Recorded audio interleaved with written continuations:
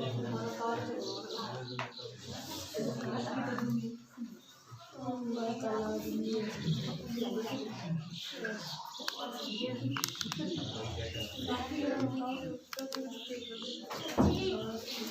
देखिए आज का टॉपिक हम न्यूक्लिक अम्ल की चर्चा करेंगे। न्यूक्लिक अम्ल यह बायोलॉजी का टॉपिक है और आनुवांशिकी का भी टॉपिक है। न्यूक्लिक अम्ल कहाँ पाया जाता है, सबसे पहले बात करते हैं। यह मानव हो या प्लांट्स हो, पौधा हो, सबकी कोशिकाओं के अंदर पाया जाता है। तो बेटा लिखिए, यह मानव में प्राणी आ जाएगा, कोई भी प्राणी हो, यह प्राणी व पादपों की कोशिका में केंद्रक के अंदर, कहाँ पर, केंद्रक को न्यूक्लियस कहते हैं, न्यूक्लियस के अंदर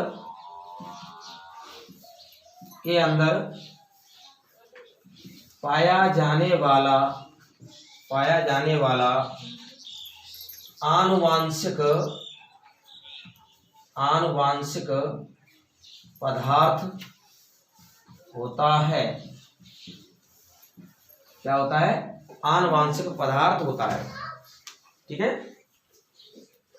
जो न्यूक्लिक अम्ल है यह प्राणी व पादपों की कोशिका में, कहाँ, केंद्रक के अंदर पाए जाने वाला आनुवांशिक पदार्थ है जो गुणसूत्र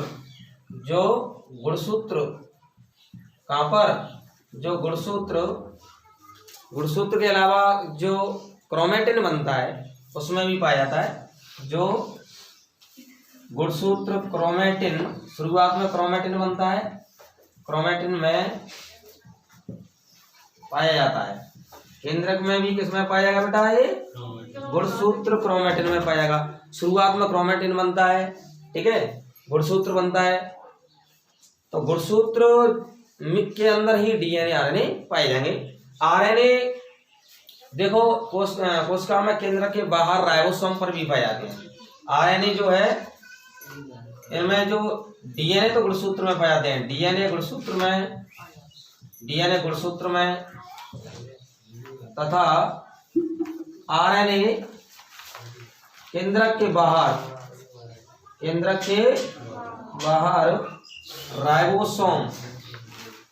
राइबोसोम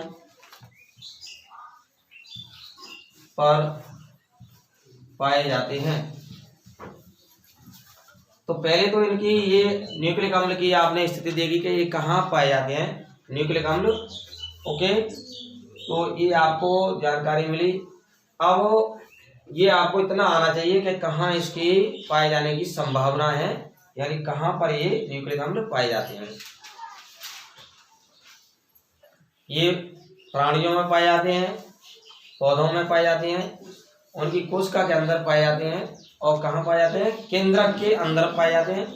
केंद्रक में जो गुणसूत्र क्रोमेटिन बनता है उसमें पाए जाते हैं। और आरएनए राइबोसोम पर भी पाया जाता है। ध्यान रखना, राइबोसोम पर प्रोटीन संश्लेषण का जो कार्य करता है वो आरएनए करता है। लिखो एरो करके, आरएनए राइबोसोम पर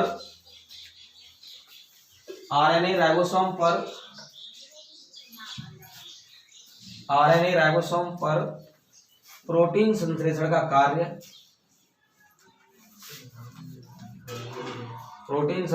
कार्य डीएनए की सहायता से करता है। किसकी सहायता से करता है? डीएनए की सहायता से करता है। इसमें हेल्प किसकी लेनी पड़ेगी? डीएनए की हेल्प लेनी पड़ेगी। ठीक है, किसकी हेल्प लेनी पड़ेगी बेटा? डीएनए की हेल्प लेनी पड़ेगी, क्योंकि डीएनए क्या करता है बेटा? डीएनए कोडेड रूप में सूचना देता है आरएनए को, और वो सूचना आरएनए के पास आ जाती है। आरएनए 3 प्रकार के होते हैं। पहला आरएनए होता है एमआरएनए, ठीक है, लिखते जाओ। आरएनए क्या होता है? 3 प्रकार के होते हैं। एमआरएनए, दूसरा है टीआरएनए और RNA। और ये RNA होता है ना, एक रज्जुक होता है। क्या होता है? एक रज्जुक। एक रज्जुक का मतलब सिंगल स्ट्रैंडेड होता है। यानी सिंगल स्ट्रैंडेड का मतलब केवल एक कुंडली पाई जाती है इसमें। इस टाइप की एक कुंडली पाई जाएगी इसमें, ठीक है। केवल इस टाइप की एक कुंडली पाई जाएगी इसमें। तो ये RNA एक कुंडलित होता है। क्या होता है बेटा? RNA एक कुंडलित होता है।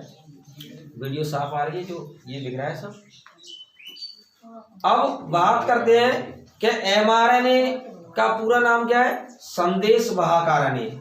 बेटा इसका पूरा नाम क्या है? संदेश वाहक RNA। RNA की मैं फुल फॉर्म भी बताऊंगा, DNA को डिटेल अभी पढ़ाऊंगा। फिलहाल इतना पढ़ लेते हैं कि mRNA संदेश वाहक RNA, इसको मैसेंजर RNA कहते हैं।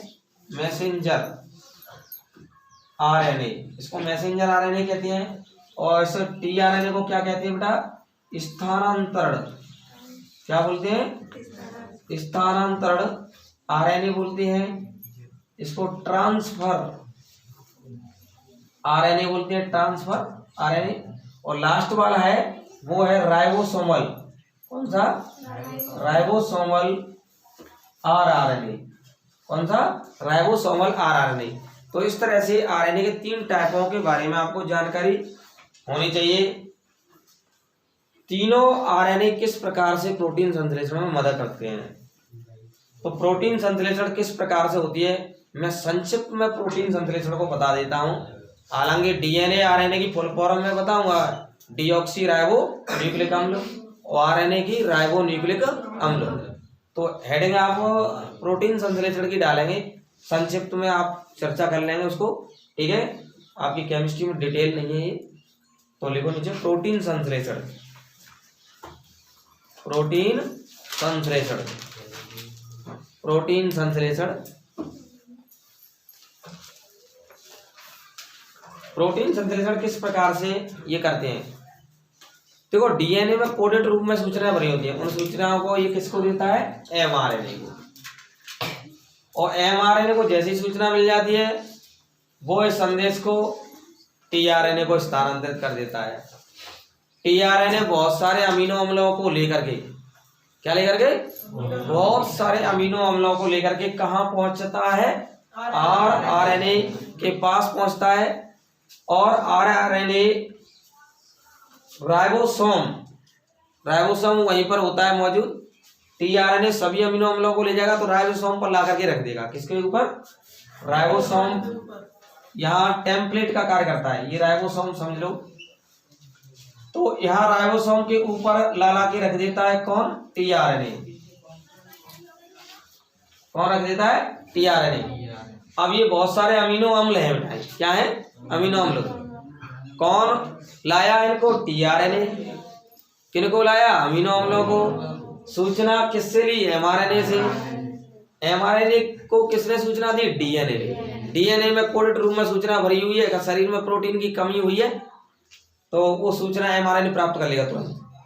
और mRNA बहुत सारे अमीनो अम्लों को, tRNA बहुत सारे अमीनो अम्लों को लेकर के कहाँ पहुंचा देगा? राइबोसोम पर। कहाँ पर पहुंचा देगा बेटा? और राइबोसोम पर इनको इकट्ठा कर देगा tRNA, और RNA इनको फिर आपस में जोड़ देगा। क्या कर देगा? ये जोड़ रहा है बीच में पहले से ही जुड़ गया है, तो ये जोड़ रहा है। तो इस तरह से ये जुड़ गए आपस में, और जुड़ करके एक कुंडलित संरचना, यानी इस तरह से प्रोटीन की बन गई। क्या बन गई? प्रोटीन की प्राथमिक संरचना बन गई। मैंने प्रोटीन की 4 प्रकार की संरचना बनाई। प्राथमिक संरचना में अमीनो अम्ल क्रमिक रूप से जुड़े होते हैं। फिर यही कुंडलित हो जाए तो 2 डिग्री प्रकार की बन जाएगी, और ज्यादा कुंडलित हो जाए तो 3 डिग्री प्रकार की बन जाएगी, और ज्यादा कुंडलित हो जाए तो 4 डिग्री प्रकार की बन जाएगी, है ना। चलो इसमें शॉर्ट में लिख लो प्रोटीन संश्लेषण। लिखिए DNA में कोडेड रूप में सूचना, DNA में कोडेड रूप में सूचना, DNA में कोडेड रूप में सूचना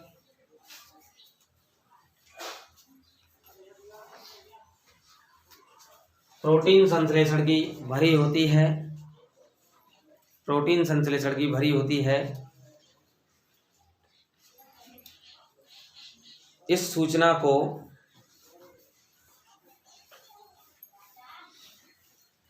mRNA को देता है। mRNA क्या लेता है? संदेश लेता है। mRNA को देता है। mRNA में m और RNA के बीच में योजक चिन्ह होना चाहिए बेटा, है क्या होना चाहिए? योजक चिन्ह। mRNA को देता है। अब mRNA के पास संदेश आ गया, इस संदेश को किसको स्थानांतरित कर देगा? tRNA को। लिखो, इस संदेश को tRNA को, इस संदेश को mRNA tRNA को स्थानांतरित कर देता है। इस संदेश को mRNA tRNA को स्थानांतरित कर देता है। इस संदेश को mRNA tRNA को स्थानांतरित कर देता है। अब tRNA क्या करेगा? बहुत सारे अमीनो अम्लों को लाला करके कहाँ पर पहुंचाएगा? राइबोसोम पर। अब tRNA देखो, अब tRNA अनेक अमीनो अम्लों को, अब tRNA अनेक अमीनो अम्लों को, अब tRNA अनेक अमीनो अम्लों को लाकर राइबोसोम पर पहुंचाता है। कौन सी जगह पहुंचाता है भैया? राइबोसोम पर, है ना? जहां अब वो इकट्ठे तो हो गए, अब उनके बीच में, अमीनो अम्लों के बीच में पेप्टाइड लिंकेज बनाने का कार्य कौन करेगा? RNA। तभी तो भाई पेप्टाइड लिंकेज बनेंगे बहुत सारे अमीनो अम्ल के बीच में, तभी तो प्रोटीन बनेगी। पॉलीपेप्टाइड, मैंने क्या बताया था? पॉलीपेप्टाइड 100 से अधिक अमीनो अम्ल से बनती है ना। देखो, अब RNA के द्वारा सभी अमीनो अम्लों को, अब RNA राइबोसोमल RNA के द्वारा सभी अमीनो अम्लों को आपस में जोड़कर, सभी अमीनो अम्लों को आपस में जोड़कर किससे जोड़ेगा भैया? हैं? पेप्टाइड लिंकेज से जोड़ेगा। उसमें से जल अणु बाहर निकलेगा, रिएक्शन होगी अमीनो अम्लों के बीच में, जल बाहर होगा। जो सारा कार्य किसका है? RNA के कार्य है। आपस में रिएक्शन करो, जल बाहर निकालो, पेप्टाइड लिंकेज बनाओ, ये सारा काम वही RNA करेगा। क्या मैंने लिखाया? सभी अम्लों को आपस में जोड़कर पेप्टाइड लिंकेज बनवाकर पॉलीपेप्टाइड, और पॉलीपेप्टाइड को ही हम क्या कहेंगे भैया? प्रोटीन कहेंगे। अरे 100 से अधिक अमीनो अम्ल जुड़ जाए तो प्रोटीन कहलाएगा। पॉलीपेप्टाइड अर्थात प्रोटीन का संश्लेषण हो जाएगा, प्रोटीन का संश्लेषण कर देगा। तो ये मैंने शॉर्ट में दिखाया बेटा कि किस तरह से ये प्रोटीन का संश्लेषण किया जाता है। ओके, वीडियो थोड़ी बड़ी हो जाएगी इसलिए